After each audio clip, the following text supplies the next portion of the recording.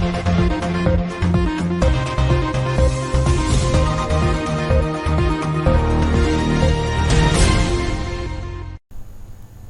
मैं अभिजीत शर्मा उज्जैन आज में आप सभी का स्वागत करता हूं। आइए नजर डालते हैं शहर की कुछ गतिविधियों पर। फाजलपुरा में मोबाइल चोरी की शंका में 3 युवकों द्वारा एक युवक को बर्बरतापूर्वक मारने का मामला सामने आया है। थाना चिमनगंज के फाजलपुरा के रहने वाले मछली पालन व्यवसाय से जुड़े परिवार के युवक का मोबाइल चोरी हो गया था। चोरी की शंका एक युवक पर बताई जा रही थी। इसी शंका में 3 युवकों ने अल्पसंख्यक समाज से ताल्लुक रखने वाले युवक को बेट और लठ से मारपीट की और इसका वीडियो भी सोशल साइट पर देंगे। तेरे दोस्त तेरे मित्र 4 गाड़ी नंबर मतलब बदमाशा करके अपने आकड़ में गाल गया गोज में। इस मामले की जानकारी जब थाना चिमनगंज को लगी तो फरियादी युवक की तरफ से एक प्रकरण भी कायम किया गया। साथ ही मारपीट करने वाले युवकों की गिरफ्तारी की गई।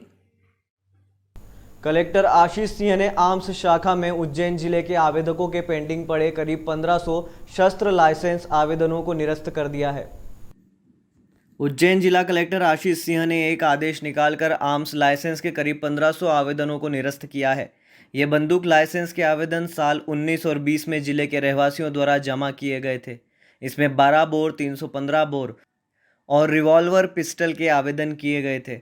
सन 2019 के 691 और सन 2020 के करीब 729 आवेदन जो स्वीकृत नहीं किए गए थे उनको एक आदेश निकालकर निरस्त कर दिया गया है। हालांकि कुछ संख्या में नवीन लाइसेंस बनाए गए हैं। वहीं लाइसेंसी की मौत होने पर फोती नामांतरण और वृद्धावस्था के लाइसेंस नामांतरण स्वीकृत किए गए हैं। एडीएम नरेंद्र सूर्यवंशी ने बताया कि उज्जैन जिला कलेक्टर ने आर्म्स लाइसेंस के करीब 1500 आवेदन निरस्त किए हैं। सन 2019 और सन 2020 के करीब 1500 आवेदन जो स्वीकृत नहीं हुए उनको एक आदेश निकालकर निरस्त कर दिया गया है। संख्या में आवेदन निरस्त किए गए हैं, क्या कारण है, किस प्रकार से उसको निरस्त किया गया? देखिए, आर्म्स लाइसेंस जारी करने के कुछ मापदंड होते हैं। उस मापदंड के अनुसार हम लोगों ने काफ़ी संख्या में यहाँ पे जो निर्धारित संख्या होती है उसमें लाइसेंस जारी किए हैं। और बाकी ये डिस्क्रिशनरी पावर होता है और ये विभिन्न किसी भी व्यक्ति को लाइसेंस जारी करने में विभिन्न दृष्टिकोणों पर विचार करना पड़ता है और इस पे विचार किया गया। और जैसा आप बता रहे हैं, हम लोगों ने पिछले 2 सालों के लंबित लगभग 1500 आवेदन पत्र को विभिन्न कारणों से निरस्त किया है। विश्व भर में छाए महामारी के संकट ने सबको बिखेर कर रख दिया। कई परिवार इस लहर में तबाह हो गए और कई ऐसे मृतक हैं जिन्हें मोक्ष दिलाना तो दूर, मुखाग्नि देने वाला भी कोई नहीं मिला। ऐसे ही अज्ञात मृतकों की आत्मा की शांति के लिए उज्जैन के पंडे पुजारियों ने विशेष तर्पण किया।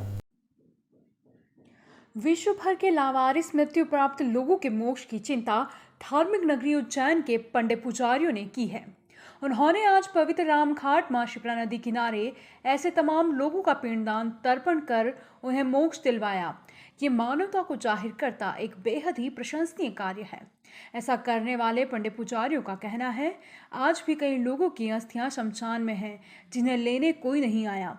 वहीं से हमें ये प्रेरणा मिली कि ऐसे लोगों को मोक्ष दिलवाया जाए। दरअसल शिप्रा नदी किनारे बसे उज्जैन नगरी में हर रोज हजारों की संख्या में शिप्रा नदी में स्नान कर वो बाबा महाकाल के दर्शन लाभ लेने श्रद्धालु पहुंचते हैं और खुद को सौभाग्यशाली मानते हैं। आस्था के साथ हर रोज हजारों की संख्या में देश विदेश से आने वाले श्रद्धालुओं के परिवार व अन्य तमाम श्रद्धालुओं की चिंता करना पंडे पुजारियों ने बताया हमारा कर्तव्य है। उन्होंने कहा, जिनका कोई नहीं उनके हम हैं। तर्पण करने वाले पंडित ने जानकारी देते हुए बताया कि आज पूर्णिमा का दिन बेहद खास है। आज ही के दिन मोक्ष के लिए तर्पण पूजन करना चाहिए। मुझे प्रेरणा चक्रतीर्थ से मिली, जहां मैं गया तो मुझे पता चला कुछ लोगों की राख लेने उनके परिजन अब तक नहीं आए हैं। मेरे मन में विचार आया, ऐसा ना जाने कितने लोग होंगे, क्यों ना उनके मोक्ष के लिए पिंडदान साथियों संग मिलकर किया जाए। मैं प्रार्थना करता हूँ देश में सुख समृद्धि बनी रहे और लावारिस मरने वालों को हमारे छोटे से प्रयास से मोक्ष की प्राप्ति हो। उनका पिंडदान करने वाला कोई नहीं था और कोरोना महामारी के कारण जो देश में चले गए हैं और कई लोगों का पिंडदान नहीं हुआ, उनकी आत्मा की शांति के लिए और हमने पिंडदान किया है। उन सबको माँ शिप्रा मोक्ष प्रदान करे और देश में सुख शांति और समृद्धि की कामना को लेके किया है। देश में सुख शांति और समृद्धि आए, पूरा देश स्वस्थ हो, कोरोना मुक्त हो, इसी कामना के साथ हमने पिंडदान। ऐसे प्रेरणा मिली कि मैं एक दिन वहाँ चक्र तीर्थ पे गया था और वहाँ कुछ बातचीत हुई तो ऐसा पता चला कि उनके कोई फूल लेने आने वाले आर्थिक जो दिए गए हैं उनके वो लेने आने वाले ही नहीं थे, राख लेने आने वाले।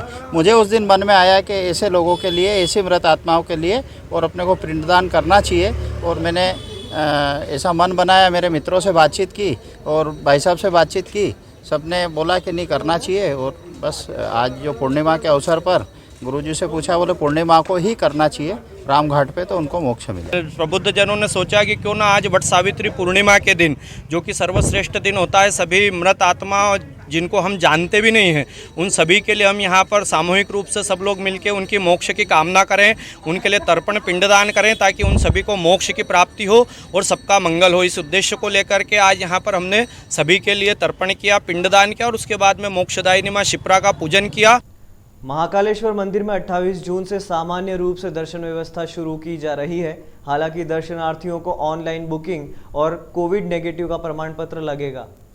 क्राइसिस मैनेजमेंट कमेटी की सिफारिशों के बाद महाकाल मंदिर में दर्शन व्यवस्था 28 जून से पुनः शुरू की जा रही है। इसके लिए ऑनलाइन रजिस्ट्रेशन शुरू कर दिया। इस व्यवस्था में 2 घंटे के स्लॉट बनाए गए हैं। सुबह 6 बजे से रात 8 बजे के बीच के हर 2 घंटे के 7 स्लॉट होंगे। हर स्लॉट में 500 श्रद्धालुओं को प्रवेश दिया जाएगा। कोरोना को देखते हुए मंदिर में प्रवेश हेतु कुछ नियम भी बनाए गए हैं। ऑनलाइन स्लॉट बुकिंग के बाद दर्शन करने वालों को कोविड के दोनों टीके लगाने का प्रमाण पत्र दिखाना होगा। एडीएम और मंदिर प्रशासक नरेंद्र सूर्यवंशी के अनुसार यदि किसी को एक टीका लगा है तो वो व्यक्ति कोरोना टेस्ट करवाकर कोरोना नेगेटिव का प्रमाण पत्र प्रस्तुत कर सकता है।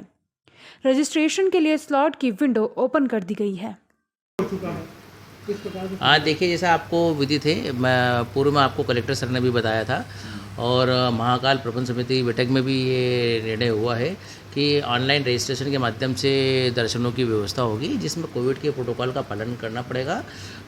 वैक्सीनेशन करे, जिन लोगों ने कोविड वैक्सीनेशन करा लिया है उन लोगों को प्रवेश दिया जाएगा और अगर किन्हीं कारणों से नए कोई व्यक्ति वैक्सीनेशन प्रमाण पत्र प्रस्तुत नहीं कर सकता है तो मौके पे उससे अगर वो उसने अपना रजिस्ट्रेशन कराया है और प्रमाण पत्र प्रस्तुत नहीं कर पाता है तो उसको अपने कोविड नेगेटिव रिपोर्ट भी प्रस्तुत।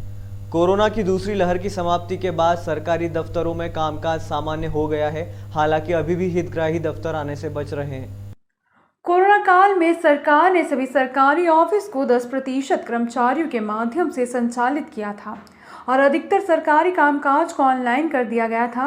अब जब कोरोना की दूसरी लहर समाप्त हो गई है तो सभी सरकारी ऑफिस पूरी क्षमता से खोल दिए गए हैं। मध्य प्रदेश सरकार के लिए आरटीओ जैसे राजस्व के लिए महत्वपूर्ण विभाग भी पूरी क्षमता से संचालित किए जा रहे हैं।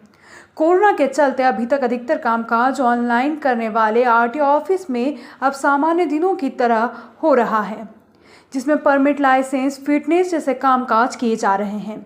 आरटीओ के कुछ काम ऑनलाइन नहीं किए जा सकते हैं। इसके लिए गाड़ियों को ऑफिस लाकर वेरिफिकेशन करवाना होता है।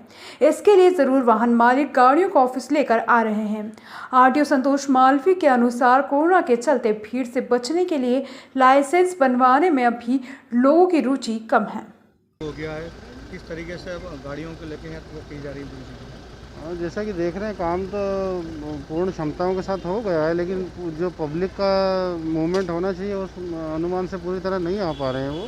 जैसे कि बसों का संचालन सरकार के द्वारा तो कर दिया गया है, यात्री उनमें पूर्णतः बैठने में परहेज कर रहे हैं अभी, तो लगभग मुझे लग रहा है 60 से 70% लगभग क्षमताएँ अपनी अनुरूप काम कर रहे हैं लोग और यहाँ पर भी धीरे धीरे खुल रहा है। अब आगामी 1 आध महीने में अगर ऐसे ही चलता रहा तो पूर्ण रूप से संचालन किया जाएगा। थाना नीलगंगा क्षेत्र में पुलिस ने चेकिंग के दौरान इंदौर निवासी एक वाहन चोर को पकड़ा है, जिससे 3 वाहन जब्त किए गए हैं। वहीं एक आरोपी भाग निकला। थाना नीलगंगा पुलिस को बड़ी सफलता हाथ लगी है। यहां पुलिस ने क्षेत्र में चेकिंग के दौरान एक बाइक को रोका जिस पर 2 युवक सवार थे। पुलिस को देख दोनों युवक बाइक छोड़कर भागे, जिसमें से एक युवक को पकड़ लिया गया। पूछताछ में युवक ने 2 और बाइक चुराना कबूला है। पुलिस ने मामले में 3 वाहन जब्त किए हैं। थाना प्रभारी रविंद्र यादव ने जानकारी देते हुए बताया कि एक आरोपी फरार है और जिस आरोपी को गिरफ्तार किया है उसे बुधवार को न्यायालय में पेश कर देंगे। देखिए, कल शाम को जो है वरिष्ठ पुलिस अधिकारियों के निर्देशानुसार जो है सतत रूप से वाहनों की चेकिंग की जा रही थी। इसी दौरान उपनिरीक्षक जयंत डामोर के नेतृत्व में थाना नीलगंगा पुलिस द्वारा चेकिंग की जा रही थी। तो इसमें एक व्यक्ति जो है 2 व्यक्ति मिले, जो कि एक संदिग्ध व्यक्ति जो है गाड़ी छोड़ के भाग गया। एक व्यक्ति को पकड़ा तो उसके पास जो गाड़ी थी, पूछताछ करते उसका सही जो है वो जवाब नहीं दे पा रहा था। तस्दीक करने पर फिर काफ़ी पूछताछ करने पर उसने बताया कि वो गाड़ी उसने जो है एरोड्रम थाना क्षेत्र इंदौर से चुराई थी। वो व्यक्ति जो है इंदौर का रहने वाला था। उससे और पूछताछ की गई तो उससे अन्य 2 जो है चोरी की वारदातें और बरामद हुई, जिसमें एक और लोटी उसके पास जो रेलवे पार्किंग है वहाँ से उन लोगों ने एक गाड़ी चुराई थी। और इसके अलावा जो है एक एक्टिवा जो है हर्षित की पाल पे से चुराई थी। इन प्रकरणों में जो है उसको आज न्यायालय प्रस्तुत किया गया था आरोपी को। आचार्य ऋषभ चंद्र सूरी जी महाराज साहब का अस्थि कलश उज्जैन आया। परम पूज्य गुरुदेव श्रीमद आचार्य ऋषभ चंद्र सूरी जी महाराज साहब का अस्थि कलश मुनिश्री मालव भूषण पीयूष विजय जी महाराज साहब की प्रेरणा से उज्जैन लाया गया। यहाँ अवंती जी से मोक्षदायिनी शिप्रा नदी के राम घाट पर ले जाया गया। गाजे बाजे से समाजजनों की उपस्थिति के साथ सरकारी गाइडलाइन का पालन करते हुए सैकड़ों गुरु भक्तों ने दर्शन लाभ लिया। गुरु तो अनंत थे, अनंत है व अनंत रहेंगे।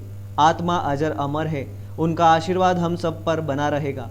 गुरु भक्तों के साथ सभी जगह के ट्रस्ट मंडल के सदस्यों ने कलश की अगवानी की। ऋषभ गुरु भक्त परिवार के सदस्यों के साथ सभी ने गुरु को अश्रुपूरित नेत्रों से अंतिम विदाई दी। मोहन खेड़ा से भी बंधुवर पधारे। विशेष रूप से नरेश श्वेता जी, भंडारी ललित जी, श्रीमाल राहुल जी कटारिया उपस्थित रहे। श्री ऋषभ चंद्र सुरेश्वर जी महाराज साहब जो हैं वो गच्छाधिपति थे। हम सबका प्रति उनका बहुत स्नेह था और ये समझिए कि उनके इस तरह अचानक चले जाने से हम लोगों का एक आध्यात्मिक संबल था वो बहुत कमज़ोर हो गया। हमें उम्मीद नहीं थी कि गुरुदेव हमको इतनी जल्दी छोड़कर चले जाएंगे। मैं अक्सर उनसे मोहन खेड़ा मिलने के लिए जाता रहता था या जहाँ भी विहार होता था, तो उनका असीम स्नेह हमारे परिवार को भी प्राप्त था, हमारे परिवार में भी आए। हम सब जो लोग यहाँ पर उपस्थित हैं और पूरा एक जैन समाज, उन सब के लिए बड़ी एक आध्यात्मिक क्षति है, क्योंकि उनका जो ज्ञान था, उनका ज्योतिष के प्रति समर्पण था, जो साधना थी, जो मौन मांगलिक वो अपना नवरात्रि के दौरान मौन रखने के बाद में जो मांगलिक देते थे, वो सब हम लोगों को बहुत प्रेरणा और ऊर्जा देती थी। कोरोना महामारी के चलते महाकाल प्रबंध समिति ने यह निर्णय लिया है कि इस बार भी श्रावण महोत्सव नहीं मनाया जाएगा। उज्जैन के महाकाल मंदिर में हर वर्ष होने वाले श्रावण महोत्सव को निरस्त कर दिया गया है। मंदिर प्रशासन ने बैठक लेने के बाद निर्णय लिया है कि भगवान भोलेनाथ के सबसे प्रिय माह सावन में श्रावण महोत्सव का आयोजन किया जाता है, जिसे कोरोना महामारी के चलते इस वर्ष आयोजित नहीं किया जाएगा। जानकारी देते हुए कलेक्टर आशीष सिंह ने बताया कि महामारी को ध्यान में रखते हुए यह निर्णय लिया गया है। आपको बता दें कि सावन महोत्सव में देश भर के कलाकार आकर अपनी प्रतिभा की प्रस्तुति देते हैं। इस महोत्सव में कई प्रकार के पारंपरिक कार्यक्रमों का भी आयोजन किया जाता है। देखिए, सबको विदित है कि हाल ही में कोरोना की लहर समाप्त हुई है और इसके अलावा महाकाल मंदिर के चारों तरफ बहुआयामी जो विकास हो रहा है, उसके कारण से काफ़ी निर्माण कार्य चल रहे हैं। इन सब बातों को दृष्टिगत रखते हुए इस साल हम प्रबंध समिति ने निर्णय लिया है कि जो श्रावण महोत्सव है वो इस साल स्थगित रहेंगे और फिर आने वाले समय में हम उसको देखेंगे, अगर सुविधाजनक स्थिति होगी तो। बाल गृह बालिका गृह में 7वां अंतर्राष्ट्रीय योग दिवस मनाया गया, जहां बालिकाओं ने नृत्य करके योग की प्रस्तुति दी। शहर में महिला एवं बाल विकास विभाग के अंतर्गत जिले में संचालित शासकीय संस्थाओं बाल गृह बालिका गृह में गत 21 जून को 7वें अंतर्राष्ट्रीय योग दिवस के अवसर पर योग गतिविधियां आयोजित कर उत्साहपूर्वक योग दिवस मनाया गया। इस अवसर पर बालिकाओं ने बालिका गृह की अधीक्षिका एवं ऑनलाइन प्रशिक्षक के माध्यम से विभिन्न योग आसन क्रियाओं का प्रदर्शन किया।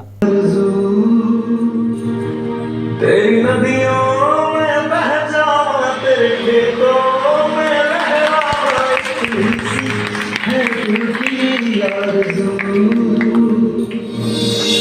अस्पताल में लोग इस बीमारी से अकेले लड़ते वक्त अपने परिवार का साथ चाहते हैं, पर ऐसे हालातों में हम ही हैं उनके डॉक्टर, हम ही उनका परिवार, हम ही उनकी हिम्मत। और हम ही उनकी नीड। इस अवसर पर योग से संबंधित चित्रकारी और नारा लेखन प्रतियोगिता का आयोजन भी किया गया। इसी तरह शासकीय बाल गृह के बालकों ने भी योग आसन क्रियाओं का प्रदर्शन किया। इस अवसर पर महिला एवं बाल विकास विभाग के सहायक संचालक S.A. सिद्दीकी, जिला विधिक सहायता अधिकारी दिलीप मुजालदा आदि उपस्थित थे। उज्जैन जिले में जो है हमारे शासकीय बालगृह बालिका गृह संचालित हैं, जिसमें चूँकि शासन स्तर से निर्देश आए थे कि बालगृह बालिका गृह में भी बच्चों के द्वारा जो है योग जो है वो कराए जाएं, तो हमने ऑनलाइन व्यवस्था करी थी उदयन केयर संस्था के सहयोग से। वहाँ से जो है ऑनलाइन जो है उनको जो है संबद्ध किया गया था और पूरी योग की पूरी एक्टिविटी जो है वो करवाई गई थी। वो हम जो है पूरा 2 घंटे का प्रोग्राम चला था, विशेषकर उज्जैन और भोपाल ज़िले के लिए।